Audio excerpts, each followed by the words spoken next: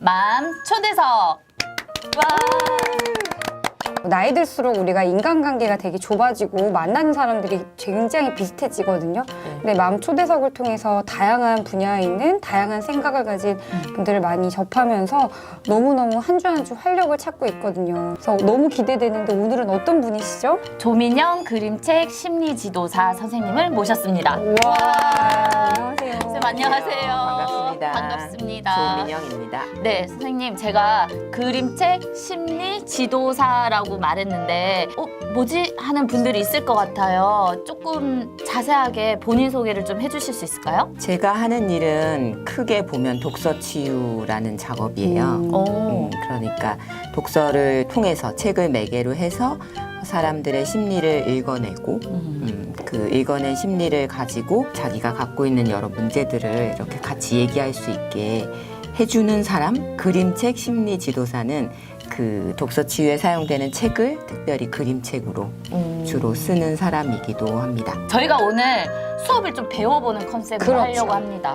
어떠세요? 저희 가르쳐 주실 수 있을까요? 가르친다기보다는 네. 살짝 마음 한번 들여다보는 시간? 제가 오늘 가져온 네. 간단한 심리 검사를 할 수 있는 건데요. 이 검사, 간단한 그림 검사의 제목은 빗속의 사람 검사예요. 여러분은 지금 비가 내리고 있고 네. 거기에 사람이 한 명 있는 모습을 그려주시면 돼요. 네. 조건은 그게 다예요. 그냥 비가 내리고 있고 거기 사람이 한 명 있어요.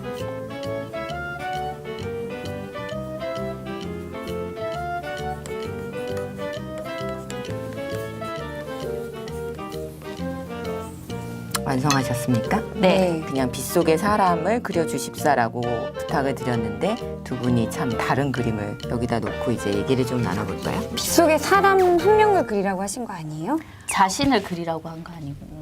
제가 이 검사할 때 드리는 그 지시사항은 똑같아요. 그렇게만 말씀을 드리면 어떤 분은 여러 명을 같이 그리고 어떤 분은 한 분을 그리고 그래서 여러분이 하신 빗속의 검사가 무슨 검사냐면 사실은 스트레스 검사입니다. 아. 지금 내가 얼마나 많은 스트레스를 받고 있느냐에 네. 대한 걸 알아보는 그림이에요. 비가 나의 스트레스를 의미해요. 실제로 비의 양, 비가 얼마나 많이 내리고 있느냐.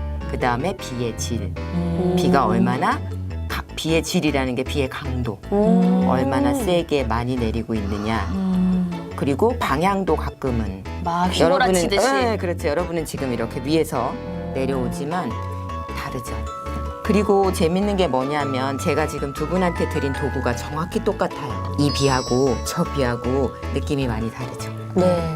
그러니까 어떻게 보면 에너지의 양도 좀 차이가 있을 수 있는 거예요. 아주 짧게 근데 강렬한 스트레스가 요 정도 있는 거죠. 근데 저기는 아주 강렬하고 막 이런 건 아닌데 아닌데? 약간 걱정이 많은 자잘한데, 것처럼. 네, 잔걱정이 많은 잔걱정이 것처럼 많은 이렇게 살살살살살살 하면서 자잘한 스트레스. 어떤 것도 길게도 잠시 흐르고 여기 또 고여 있어요, 선생님. 물웅덩이를 그리는 분의 특징은 마음속에 어떤 억울한 감정, 저요? 억울한 거 없는데? 억울한 솔직하라고 감정이나 했잖아.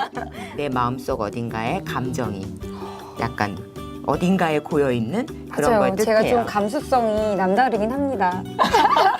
비가 스트레스다 보니까 당연히 이 우산이나 우비나 네. 장화 같은 것은 뭐가 될까요? 방어막? 방어하는. 기제? 스트레스를 내가 스트레스에 대처하는 자원. 완전히 완전무장하고 있는 쪽은 이쪽이죠. 그렇네요. 곰쌀 우비까지라. 우산만 들어도 얼추 대처 자원은 된다고 보는데 지금 우산으로도 모자라서 온 몸을 뭐 고무 우비로 칭칭한 것 같고 발도 여기서 전체적으로 느껴지는 느낌은 스트레스 올 테면 와봐라 얼마든지 막 약간 이런 느낌이 들어요. 그리고 제일 중요한 거는 또 하나가 표정이에요. 네. 스트레스 속에 있는 사람의 표정인데 지금 이분은 웃고 계시죠? 네. 저도 웃는 걸 네. 그린 건데. 비를 그렇게 싫어하는 것 같진 않으세요. 근데 어떤 그림을 보면 이렇게 막 비 맞을세라 막 이렇게 피하고 막 싫어하고 짜증내고 이런 모습도 있긴 있어요. 우산도 적절해서 좋습니다. 우산이 너무 크면 그것도. 비는 별로 안 오는데 우산이 너무 크다. 이건 또 뭘 뜻할까요? 방어 기제가 너무 발달해서 지뢰 좀 걱정하고 지뢰 맞고 이런 사람. 에너지를 너무 많이 쏟는 거죠. 아, 비 오는데 불필요한 에너지를 너무 과하게 쓰고 있다는 것도 볼 수 있고, 사람은 이만한데 우산이 너무 작다. 이러면 잘 대처할 수 없겠죠. 우산을 안 그리는 사람도 있나요? 비를 막고 있는 사람. 물론 있죠. 비가 오면 당연히 우산을 써야지 라고 생각할 수도 있지만 그런 생각이 안 드는 분도 실제로 계세요. 그래서 그냥 조그만 어린아이가 비를 철철 맞고 있는 거를 그리시는 분들도 있어요. 나이가 많은 분이신데도 불구하고. 제가 이 그림을 그리기 전에 잠깐 그릴까 말까 고민했던 뭔가 이미지가 있었어요. 큰 나무가 있고 나무 위로 비가 막 떨어지고 그 나무 밑에서 언제 비가 그치나 같이 기다리고 있는 장면을 그려볼까라고 생각하다가 그건 너무 어렵겠구나. 그 나무도 나무 밑에 피하는 것도 큰 그늘 밑에 피하는 거잖아요. 나무도 그렇고 집도 많이 그려요.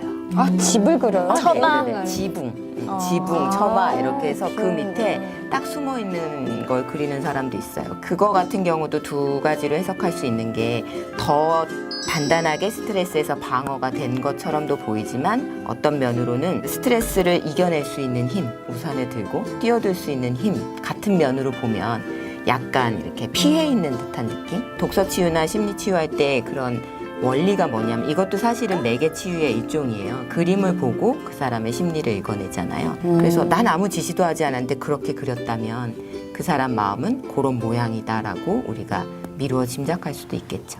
아이들하고도 해도 좋아요. 그런데 아이들하고 하실 때 하나만 주의하실 거는 뭐냐면 제가 왜 우산은 뭘 뜻하고 뭐 비는 뭐고 뭐 이런 거 말씀드렸잖아요. 그러면 이제 그거 갖고 막 분석을 하려고 그러세요. 어머 어떡해 우리 어떡해 이렇게. 왜 이렇게 비를 많이 그렸어? 왜 이렇게 비가 세게 와? 막 이러면서 너 어디 힘든 거 있니? 막 이제 그거 갖고 막 따지고 들어가는데 사실 여러분도 그릴 때 아무 생각 없이 그리셨잖아요. 네. 몰랐으니까. 네. 그냥 그리고 싶은 대로 그렸을 뿐이거든요. 그러니까 요런 제가 말씀드린 간단한 의미들은 어머님들만 아시고 대화를 하는 어떤 도구로 쓰시면 좋을 것 같아요. 제가 이 스트레스 검사를 준비해서 오면서 네. 만만만 프로그램이잖아요. 네. 그래서 어머님들이 어떤 스트레스를 제일 많이 갖고 계실까? 이거에 대해서 이제 생각을 해봤어요. 보통 아이와의 소통 이런 거를 많이 어려워하시더라고요. 그래서 여러 책을 찾아보다가 내 아이와 소통하기라는 프랑스 작가의 책을 보게 됐어요. 네. 크리스텔 뿌띠꼴랭이라는 작가의 책인데 그 책에서 아이와 부모의 소통을 막는 가장 큰 원인으로 뭘 꼽았는지 아세요? 억압? 억압.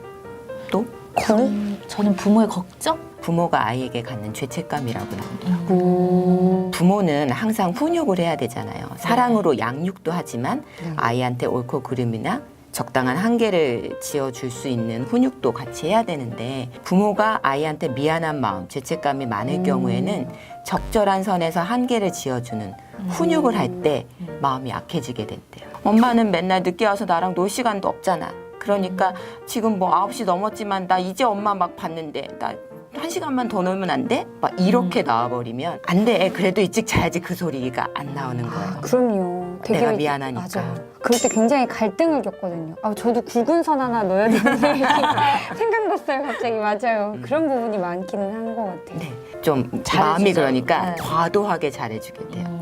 그러면 아이는 이제 과도하게 사랑을 받는 법을 알잖아요. 그러면 이제 본능적으로 엄마의 죄책감을 이렇게 건드리나요? 건드릴 수도 있게 되죠. 건드리는 거 진짜. 영리한 아이일수록 이러면 엄마가 더 나를 한계를 많이 풀어주고 이런 원하는 걸 더 얻을 수 있구나라는 생각이 그게 아이가 악의가 있어서 그런 게 아니라 사랑을 받고 싶고 더 엄마랑 같이 있고 싶으니까 이제 그렇게 돼요. 이제 엄마가 못 참는 선이 오잖아요. 네. 그럼 어떻게 되죠, 엄마들은? 폭발하죠. 폭발하죠. 정확해요. 네. 폭발을 해요. 그러면 막 화를 냅니다. 맞아요. 여지껏 잘해준다가 막 화를 내고 그러다가 뭐 어디라도 좀 궁뎅이라도 때리고 막 소리 빡빡 지르고 이러고 나면 다시 어떻게 된다? 미안해져. 죄책감. 더 들어요. 그게 악순환이 되면 애는 계속 때를 쓰게 되고 잘해주다가 폭발하다가 잘해주다가 폭발하다가 맞아요. 이제 이렇게 되거든요. 그러면 소통이 힘들어져요. 도대체 어디까지 내가 할 수 있느냐? 많으냐? 아이도 헷갈리죠. 그럼 악순환을 끊어야 되잖아요. 어떻게 끊을 수 있을까요? 저는 거꾸로 가는 걸 한번 해봤으면 좋겠어요. 네. 내가 왜 그렇게 죄책감을 많이 갖게 됐느냐부터. 보통 어머님들이 그게 있어요. 완벽한 부모에 대한 환상이 있어요. 저는 잘 놀아주고 시간을 많이 가지고 아이랑. 아이의 마음을 잘 읽어주고 존중해줄 수 있는 부모. 근데 항상 그러실 수 있으세요? 두 분? 항상은 우리는 모두가 불완전한 인간이기 때문에 늘 그럴 수는 없어요. 근데 두 분도 벌써 딱 좋은 부모란 어떤 부모예요? 그럼 그런 것들이 나오잖아요. 그리고 왜 실제로 주변에 그런 것만 같은 부모들도 간혹 있잖아요. 그런 걸 볼 때 무슨 생각이 드냐면 아, 나는 나쁜 부모, 나쁜 엄마 같아. 그때 바로 죄책감이 들어와요. 그러니까 완벽한 부모는 없고 존재하지 않고 우리가 실제로 그럴 수도 없음에도 불구하고 항상 그래야 하지 않을까라는 생각이 있기 때문에 못하는 내가 밉고 아이한테 미안하고 그런 엄마가 되어주지 못해서. 근데 여기서 또 전으로 또 가는 거죠. 네. 완벽한 부모의 환상은 어떻게 생겼을까요? 왜 나는 그런 환상을 갖게 됐을까요? 내가 완벽한 부모를 원하기 때문이에요. 나의 부모를요? 네.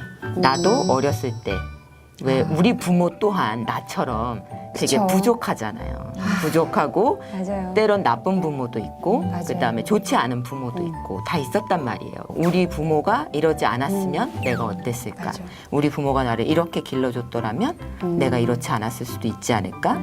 이런 게 있죠. 그러니까 완벽한 부모에 대한 희망이 누구에게나 있기 때문에 나는 내 아이한테 내가 노력해서 될 수만 있다면 그렇게 되어주고 싶은 거죠.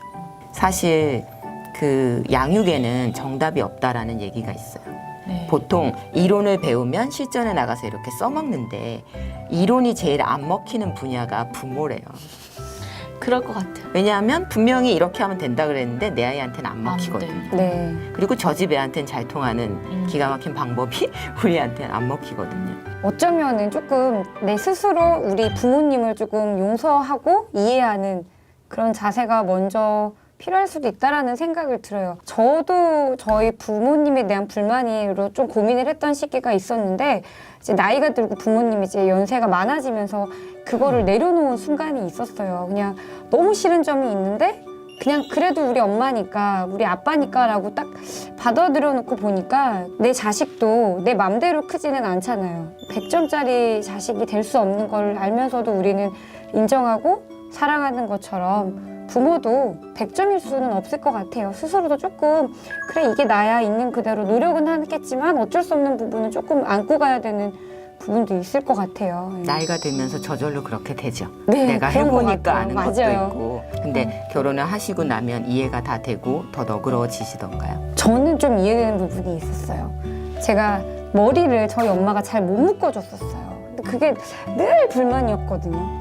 근데 제가 막상 딸을 낳는데 너무 힘들더라고요. 머리 잘 묶어주고 정말 이렇게 깔끔하게 모든 게 이렇게 딱 완벽하게 준비되는 이런 아이를 이렇게 케어해가지고 보내고 싶었는데 안 되더라고요. 잘. 그런 부분을 경험을 하면서 아 그렇다고 해서 엄마가 나를 사랑 안 하는 것도 아니고 뭔가 다른 방식의 그런 사랑의 방법인 거구나라는 생각도 하고 그런 걸 많이 깨닫기는 했거든요. 그래서 부모랑 심리적으로 독립하는 게 사실은 아이를 기를 때 제일 중요한 부분이에요. 엄마들한테는. 이런 마음 먹을 수 있어요. 난 절대 우리 엄마처럼 내 아이를 그렇게 기르지 않겠어. 라고 생각을 하면 엄마처럼 하지 않으려고 애를 많이 쓰는데 사실은 엄마도 그 당시에 최선이었던 거거든요. 엄마의 상황에서는 그걸 최선을 다해 한 건데 여건이 너무 힘들다 보니 줄 수 있는 사랑이 에너지가 그것뿐이어서 그렇게 됐던 거거든요. 그런데 지금 내 상황도 거의 비슷하잖아요. 네. 근데 이제 난 엄마처럼 안 하고 절대 그렇게 안 하고 애들한테 잘해줄 거야 라는 생각을 하게 되면 내가 그렇게 못 해줬을 때 너무 내가 또 심리적으로 두 번 상처를 받는 거예요. 너무 완벽했던 부모 밑에서 큰 사람도 힘들 수 있어요. 그것만큼 못 해주니까 네. 나는 받았는데. 그렇죠. 그렇게 되면 아, 난 왜 이걸 못할까라는 죄책감이 또 들어오잖아요. 그래서 중요한 게 부모와의 심리적 분리예요.